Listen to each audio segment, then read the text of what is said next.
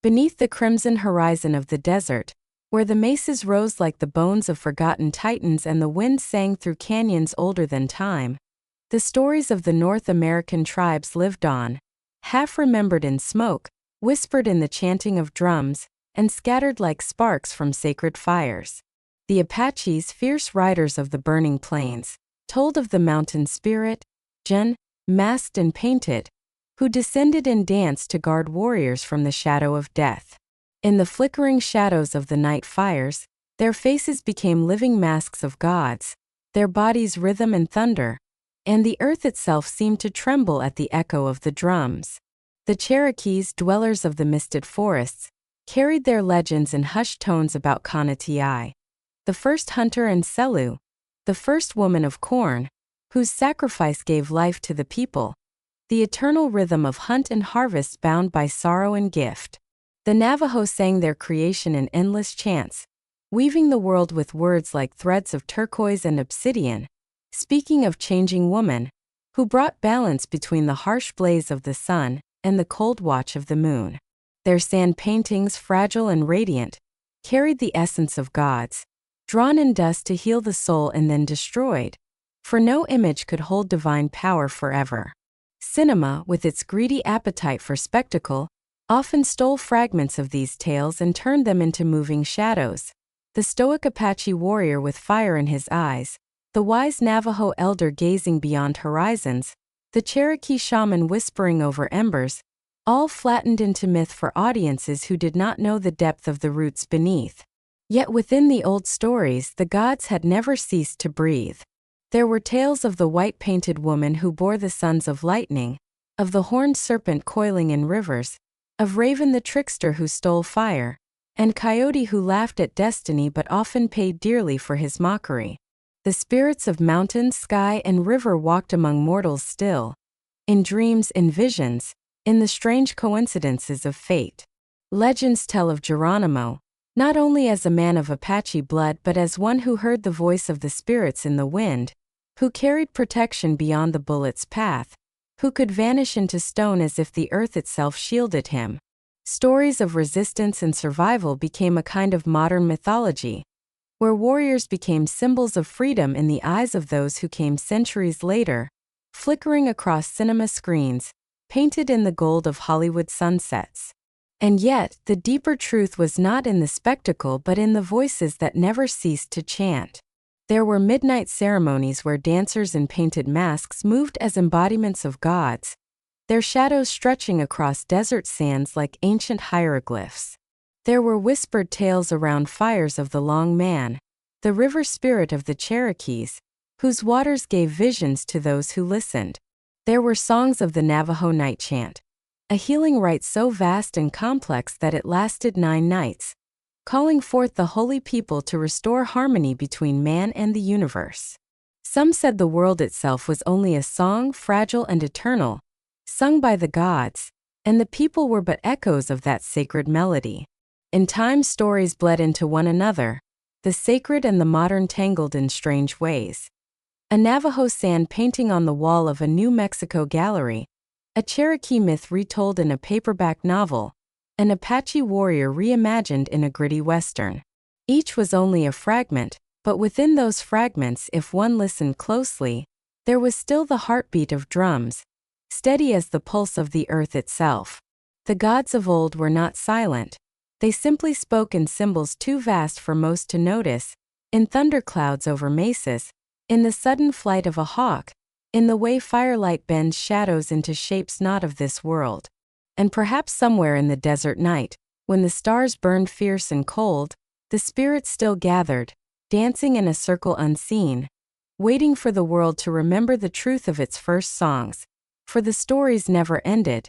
They only shifted into new forms, carrying the weight of eternity in every syllable whispered into the dark.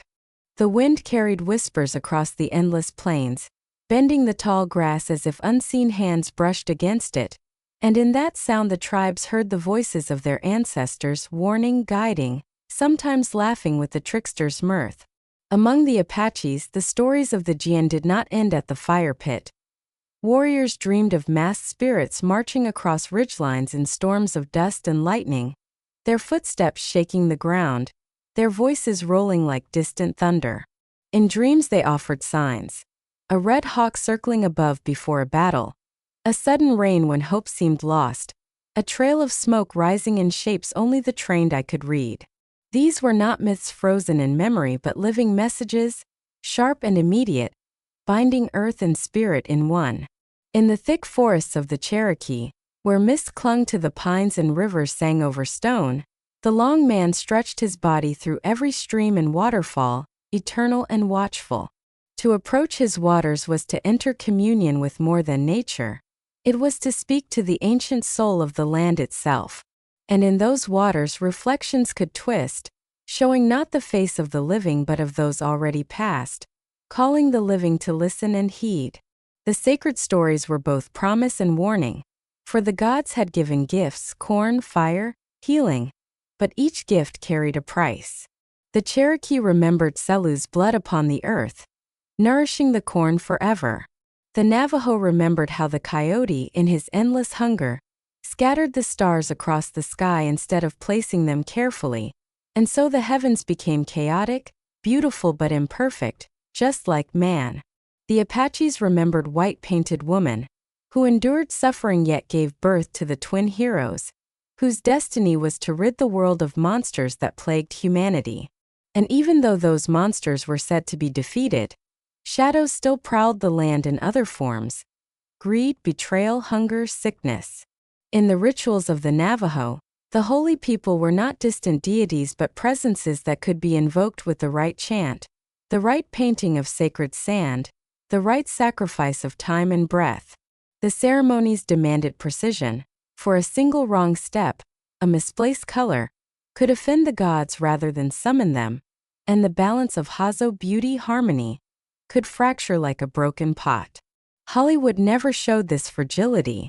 Its cowboys and warriors battled in gunfire and smoke, but behind the screen lay the older truth, that survival was not merely in strength but in balance, in honoring the fragile web that tied man, beast, river, sky, and spirit together. Geronimo's defiance, Sitting Bull's visions, Tecumseh's fiery speeches, these became cinematic legends, but they were also echoes of prophecy, for the people had always known that history was not linear, it was a circle. To the Lakota, the sacred hoop encompassed all beings, human and otherwise, and to break that circle was to invite ruin. So the stories lived, retold under neon lights of roadside motels just as much as under ancient stars. A young Navajo boy might hear of Coyote on a cracked radio retelling myths for children, while his grandmother whispered the same tales by firelight in the old tongue, her words carrying weight the radio could never capture. A Cherokee girl might watch a Western film where her people were background shadows, then dream that night of Selu standing in a field of golden corn, eyes heavy with sorrow but lips whispering strength. An Apache youth might scroll through glowing screens, seeing his ancestors' images twisted into costume and fantasy, yet feel the pulse of Jian in his own heartbeat when he danced at a ceremony that stretched back centuries. The gods did not vanish, they adapted, hid in new places, spoke in subtle ways. Some said they waited for humanity to listen again, not as audience but as participant, to feel the drums not as spectacle but as lifeblood. For when the drums spoke, the earth itself awakened, and the stories unfolded not as memory but as present truth, shaping the breath of those who dared to listen. There was a time, the elders said, when monsters walked openly across the earth, devouring men and women, spreading terror in every canyon and valley. Among the Apache, these were the creatures slain by the twin heroes, born of white-painted woman. One brother carried lightning arrows, the other wielded the bow of the sun, and together they hunted the man-eating giants, the horned beasts, the serpent that slithered from the mountains to swallow entire villages. Each victory was not merely a tale of battle but a reminder that courage and unity could drive back chaos. Though chaos never died entirely, it only changed its form, always waiting in the shadows of time. The Navajo told of Coyote, sly and reckless, who shaped the sky itself. In the beginning, the holy people carefully placed stars in ordered patterns, weaving constellations that would guide hunters and healers. But Coyote, impatient and envious, seized the sack of stars and flung them wildly into the night, scattering light across the heavens without design. This is why the sky shines in a pattern both beautiful and broken, a reflection of the human spirit itself, part order, part chaos, forever tangled. The Cherokee remembered the tale of the water beetle, who first brought up mud from beneath the endless waters, forming the land on which people now walk. When the earth was still soft, the Great Buzzard flew above it, and with every beat of his wings, valleys and mountains formed. His wings carved the shape of the land, and when he grew tired, the land hardened, leaving behind the ridges and valleys that still stretch across the Cherokee homeland. But not all spirits were kind or careless. Some were terrifying, demanding respect. In the rivers the Uktena lurked, the great horned serpent, scales glittering with death, a crystal shining on its forehead like fire. To see it was to risk madness, for its power was too great for mortals.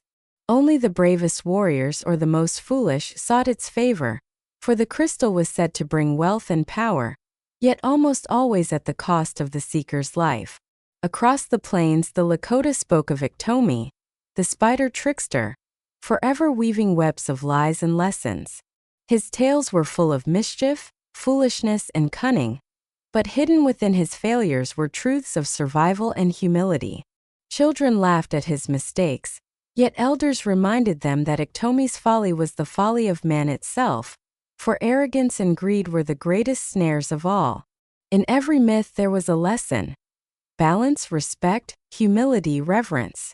The stories bound the people to the land, for the land itself was alive with spirit. Mountains where gods slept, rivers where serpents coiled, deserts where the wind carried the voices of ancestors. To step carelessly was to offend them, to honor them was to walk in harmony.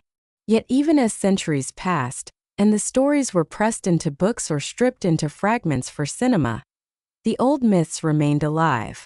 Around fires, in ceremonies, in whispered prayers before hunts, the names of the spirits were still spoken, for to forget them would be to tear away the roots of identity itself.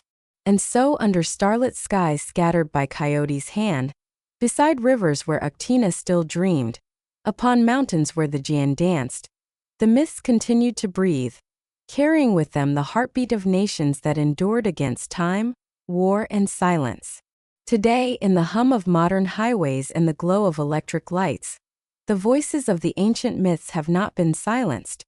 They have simply shifted, finding new places to live. On the Navajo Nation, murals bloom on the sides of gas stations and schools, painted with images of changing woman, Coyote, and the holy people, bright colors standing defiant against the desert sun. In community centers, children sit cross-legged on polished floors while elders retell the night chant, their voices weaving the same sacred rhythm once spoken in hogans beneath starlit skies. The chants are sometimes recorded now, preserved in digital archives, yet the power of hearing them live, in the trembling air of ceremony, remains unmatched. Among the Cherokee, traditions rise again through language revival. Apps and online classes teach the syllabary of Sequoia, once nearly lost, bringing back the words of Selu, Kanatii, and the Long Man into the mouths of new generations. Myths once whispered by firelight now live in podcasts and illustrated novels, yet the essence is unchanged. Lessons of balance, humility, and resilience carried across screens into the ears of children who also scroll through the noise of global culture. For the Apache, the sunrise ceremony still endures, where young girls step into womanhood through dances and prayers invoking white-painted woman. The world outside may rush with neon lights, but within the sacred circle, the same songs are sung, the same prayers offered, as if centuries had never passed. Some ceremonies are streamed, shared with those far away, yet within the community they remain sacred, guarded, alive. Popular culture has reshaped these stories too, sometimes awkwardly, sometimes beautifully. Films once painted warriors as shadows, but now indigenous filmmakers bring new visions. Narratives where the trickster walks alongside a teenager in a city, where Coyote steals not fire but electricity, where ancient spirits confront modern grief. Music festivals echo with drums beside electric guitars, chants woven into hip-hop beats, myths reborn in rhythm. And still the gods find ways to appear. The horned serpent lurks in graffiti scrawled along bridges, his crystals shining through spray paint. Raven and Iktomi dance in graphic novels, tricksters teaching lessons through laughter and mischief. The mountains, rivers, and deserts remain sacred, though highways cut through them. The spirits do not vanish, they wait, watching, whispering to those who will listen. Some say Geronimo's spirit rides the desert winds still, not as a relic of history but as a guardian of memory. Some say Selu's sacrifice lives on in every field of corn planted in native soil, every harvest taken with respect rather than greed. Some say Coyote still wanders, disguised in the chaos of the modern world, laughing at skyscrapers and casinos, mocking arrogance, waiting to teach another painful lesson. In the city, a Navajo artist paints sand patterns on canvas, permanent echoes of rituals once meant to vanish with the wind. In the forest, a Cherokee elder prays by the river, speaking to the long man as he did as a child. In the desert, an Apache youth rides a motorbike across dry arroyos, the roar of the engine mingling with the imagined thunder of Jian spirits dancing in the sky. The myths are not frozen in the past, they breathe, they adapt, they wait. For in every drumbeat, every story retold, every dream beneath the vast sky scattered by Coyote's stars, the old gods stir, reminding the people that they are not forgotten, and that the circle of the world is still unbroken, no matter how modern the world pretends to be. And so the circle continues, unbroken yet ever-changing. The stories of the Apaches, the Cherokees, the Navajo, and all the nations of the land breathe across centuries, carried by wind and fire, by song and silence. They live in the masked dances of the Jian, in the whispered prayers to the long man, in the sacred sand paintings destroyed at dawn.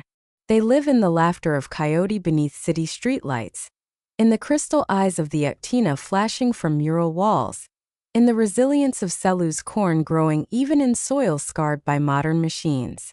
They live in the memory of warriors whose names became battle cries, and in the voices of children learning their ancestral words for the first time in generations. The gods have never left. They walk unseen along highways, they rest in mountains, they rise in dreams, waiting for the moment when the world finally learns to listen again. For the myths are not just tales of what once was. They are guides to what still is, warnings and promises woven into the fabric of every stone, every river, every heartbeat. And if one stands alone in the desert night, beneath the scattered stars flung by Coyote's impatient hand, listening to the whisper of wind against rock, it is still possible to hear the drumbeat, steady as the pulse of the earth, calling the people back to balance, back to harmony, back to the eternal circle that has no end.